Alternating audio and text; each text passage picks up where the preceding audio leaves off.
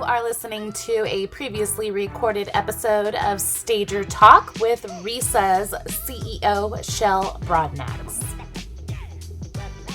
The secret's in the stage. The stager really has the opportunity to build the foundation of these investors' businesses. I mean, that's huge. That's something that can really propel these investors to some long-term success. So there's going to be multiple streams of revenue. There's going to be a lot of furniture that are sitting there in the field and making me passive income.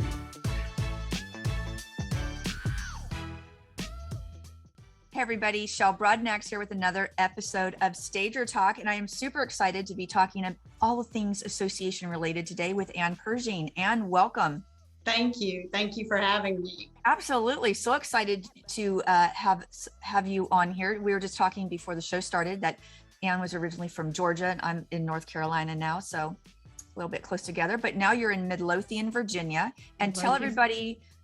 Is there a certain geographic area that you service and the name of your company? The name of my company is Show Simply Home Staging. I'm a boutique, small staging company, and we service mostly the Metro Richmond area. Very good, very good. And do you do occupieds and vacants, or do you have a niche? I started out doing consultations, strictly consultations. That seems to be my specialty. My husband is a retired Army officer, so we used to move every 2 years, and that comes naturally to me, prepping a house to get it ready and using the things you already have. And so it was just this natural move into that. And then as I started going, people started asking me to stage, and I got into vacants, but I do not do occupied staging. Well, there you go. There's a lot of people that ask about consultation-based businesses, and I think that people can be very successful at doing it. And the moving, I was a Navy brat. I think my dad got out when I was just about 7. So we moved around for the first 7 years, and then after that, we moved around quite a bit. So I also have the skill set of being able just to turn your life upside down, pick it up, toss it around, go someplace else. Calm in the storm. You know, it's always interesting to me to talk to people that they've been in their house 20 years. Like, that's so foreign to me. I've never lived anywhere for 20 years. So I know, right? It's great. Yeah. And I will,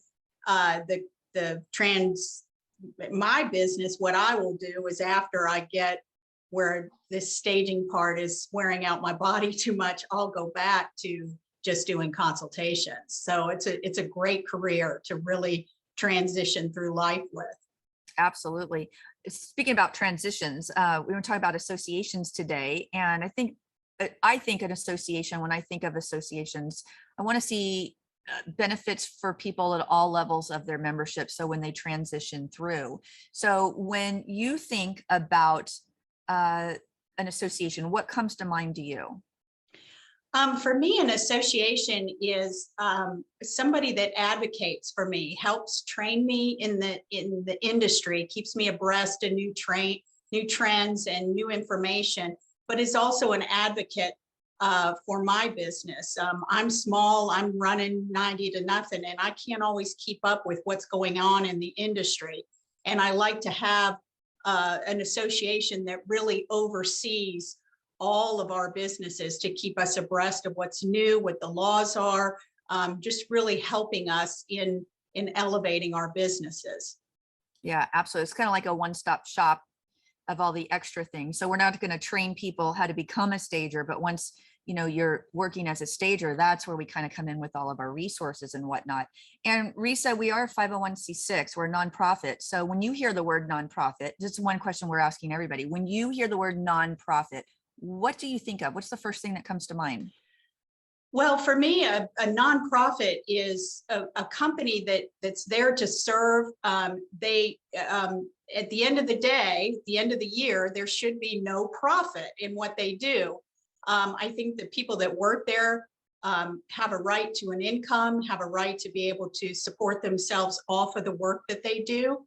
But as a nonprofit, the training that you offer, the certifications that you offer, it should be that there's no conflict of interest. Like, you can't be a nonprofit and say, I'm going to require you to have this training. And guess what? We're the only company that provides it. So I think it's a conflict of interest. And how are you advocating for me as a business person if you're making a profit off of me? And that's my personal opinion about what a nonprofit should do for me personally. Yeah. So let's dig into the word nonprofit a little bit deeper on that, because this is one huge misunderstanding where people think is that you shouldn't have a profit at the end of the year. Absolutely false. Nonprofit has nothing to do with profits, has nothing to do with what's in your bank account. You do not have to deplete your resources at all in any way, shape, or form. When the IRS deems an organization as a nonprofit, there's several different C sections is what they call them. So you've got the 501c3, which is a charity. So if you want to raise money for diabetes, an MS association, MS charity, anybody that, if I want to donate and I want to donate $500, then I can take a tax deduction for that because they're a nonprofit organization, and that allows for that because they're a charity. Where RESA and trade associations, so like the National Association of Realtors, the American Medical Association, the American Bar Association, all of these trade associations are nonprofit organizations, but they're C6s. So what that means is that the IRS reviewed our application, our bylaws, our rules, just everything about us, our structure, and our purpose. And what our purpose is, if that's for the betterment of an industry and everything else falls in line with their rules, then they will say, okay, you're tax exempt, you're a nonprofit, you don't have to pay taxes, which is great. So it's kind of like a church or a charity, the same type of concept. But the work that we are doing is for the betterment of the industry. So for me, while I'm CEO of RESA, I report to a board of directors. So the board of directors will hire one person, like a CEO or an executive director, they call them in some organizations, and then that person runs the business end of it. But then the members, between the bylaws that we have, which gives members certain rights to be able to vote on things, and the bylaws make it so that we can't, staff or a board of directors of usually 5 to 7 people, ours is 7, can't just run in and make all kinds of crazy changes without checking with the members first. With the members, right. Yeah, so there's those checks and balances, and they work really well together. So that's kind of like the nuts and bolts of the nonprofit association. And then, of course, I think you nailed it too, as far as being conflicts of interest. So I don't run a staging business. My whole career has been about providing support services to stagers. So that's what I do. I don't need, my skill set doesn't have to be that I can arrange a living room and make it look amazing. I can do it. Right. But it's just, it's not my forte. It's not what I want to be doing. I want to be servicing other people. So that's what our team does. So yeah, good things on nonprofits, but you kind of nailed it on the conflict. So everything that we do, all of our staff members, this is all what we do. It's full-time. My entire team is there to serve the membership. And I think that a lot of people too, I've found in my talks with people, is that they like to join a trade association because of the code of ethics. So when you think of the code of ethics, how does that translate into your business and just your own professionalism? My own professionalism, I think that a code of ethics that's put out by our association should be the low bar in the way that you run your business. It should be the parameter of where you start as far as your ethics in the way that you do and conduct business with everybody, not just your clients. It should be with your contractors, with your movers, with other people that you deal with in everyday business. Your code of ethics should be everything, and it should be the bottom line of how you run your business in every single transaction. And so for RESA to give us some sort of parameter to start with, I absolutely agree with that, because there are people in the industry that do things that feel unethical, and sometimes they just don't know. They don't have an understanding of what they're doing. And if you can help them understand that through RESA, it elevates all of us to an industry that's well thought of and well respected. Yeah, I think you just gave the best example of code of ethics and what it does. And I think you really nailed it, because people, they don't get it. They don't understand when you're first starting out what might be some unsavory practices, as we will say. Mhm. People just kind of don't get it. So this Karen Otto, a longtime member of RESA, she always said the saying, rising tides raise all boats. And it is so true. So when people are coming out to help each other and to educate each other, you want to educate them up so they don't manage themselves out. So Right. with stagers, stagers are important in our industry. And I think the code of ethics really sets the tone for how stagers conduct their businesses, because can you imagine unruly stagers, what kind of effect that has on the real estate industry? Right. And then also, like me, I don't want to have to sell that we're ethical people first and then try to sell my business. I want our industry to be represented well. And then I'm coming in, you know, as the superstar hero to save everybody from the junk in their house. But it doesn't even benefit the person that does things unethically, because that word gets out. And I've been really proud of my business. I've really, in the last year and a half, weeded out a lot of that. I wouldn't say it's unethical, but it's that stressful people that really run your clock. And when you see it, when you have a client that does things well and they're honest and they're sincere and they pay you on time and everything's done, you know it exists. And so you try to open up the gateway to attract more of whatever that is. And the more you spend time on these people running you crazy, the less you have time to bring in people who do business exactly how you do. You know, I should have you back on another show. I'm going to have you back on another show because we'll just talk a little bit about this right now. Qualifying your client. So you just nailed it. This is something that I do. I encourage stagers to do this because so many newer stagers, they just want any job that they can get. So what do they do? Let's just go over through just a couple of mistakes they make. One, they underbid it, right? They're just going to go and they're giving it away. Hire me. I'm going to lower my price. And what does that do? The agents, listen, people, let me tell you something. Agents, they smell you a mile away. They do. Sales. Don't let this fool you. She's not that sweet. They negotiate. This is their job, to be a fiduciary to their clients. They're negotiators and they're salespeople, and they're going to negotiate and sell you under the table if you're not prepared for that. That's their job, and girls, that's their job. No, and your job is to run your business. And you know, it's terrifying. You just got a new warehouse and you've got this big bill and you've got a new truck, and it's terrifying to say no, terrifying.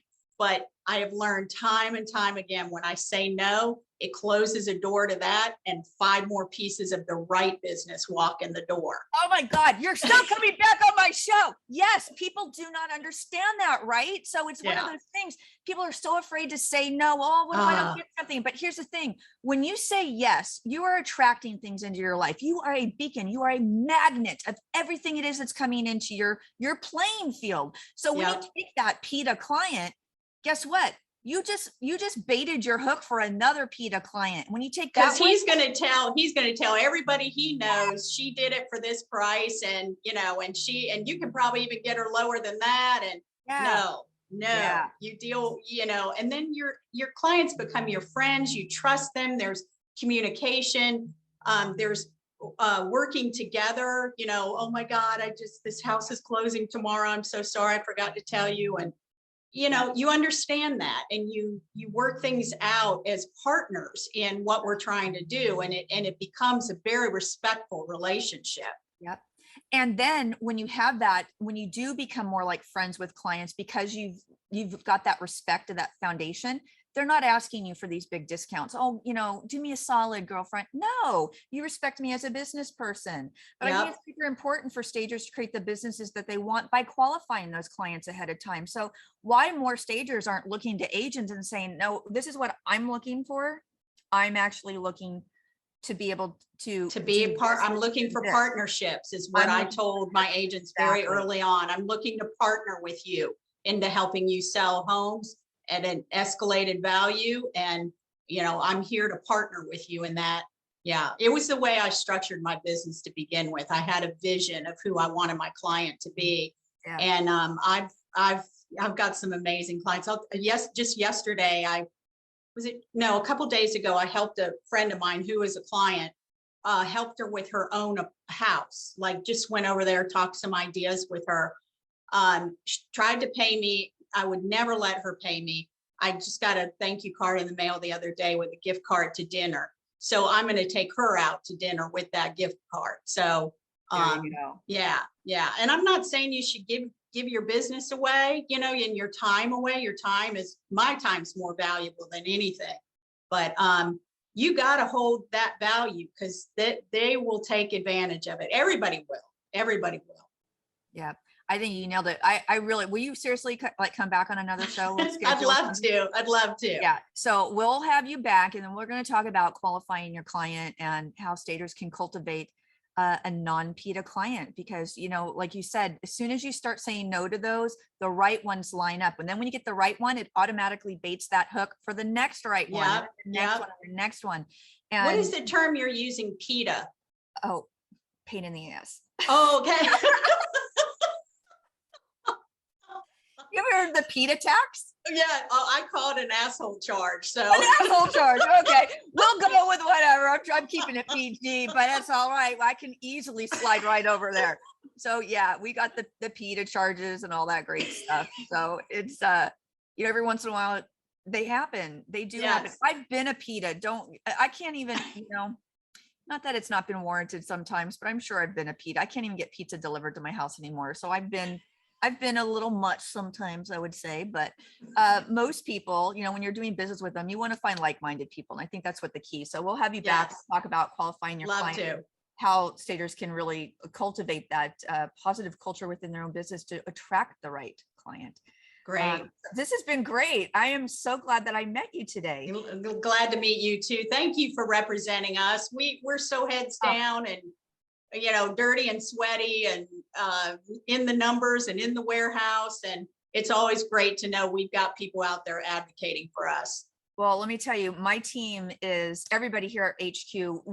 When you talk about nonprofits, we literally wake up every day to go to work to serve everybody else. Every single one of us is about service and how it is that we can help other not other stagers, because we're not stagers, but how we can help the industry and staters as a whole. So I'm glad to have you on board. Thank you. Awesome to meet somebody. There's my cat coming into the picture.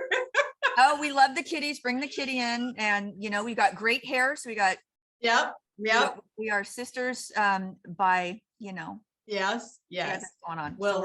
We'll stay, we'll keep our Southern hair as long as we can. There you go. I've actually been thinking about getting some bangs again. I had to do that. That's all.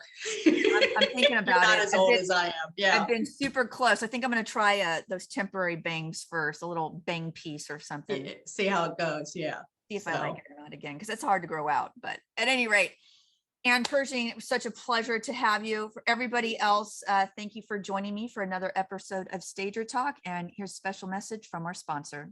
Till next time. Happy staging. Thank you. Bye. Custom tailor a perfectly fit mirror to your own unique requirements in as little as 3 simple steps.